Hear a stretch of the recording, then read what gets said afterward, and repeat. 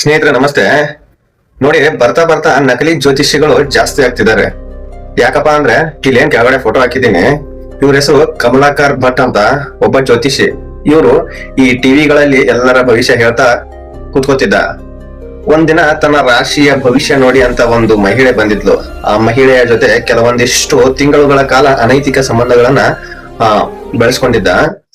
ಈ ವಿಷಯ ಅವಳ ಮಗಳಿಗೆ ಗೊತ್ತಾಗಿದೆ. ಗೊತ್ತಾದ ತಕ್ಷಣ ಆ ಹುಡುಗಿ ತನ್ನ ತಂದೆಗೆ ಮತ್ತು ತನ್ನ ತಂದೆಯ ತಮ್ಮನಿಗೆ ಹೇಳಿದೆ. ಇದು ಗೊತ್ತಾದ ಮಹಿಳೆ ತನ್ನ ಗಂಡ ಮತ್ತು ತಮ್ಮನನ್ನು ಸುಪಾರಿ ಕೊಟ್ಟು ಕೊಲೆ ಮಾಡಲು ಸುಪಾರಿ ಕೊಟ್ಟಿದ್ದಾಳೆ.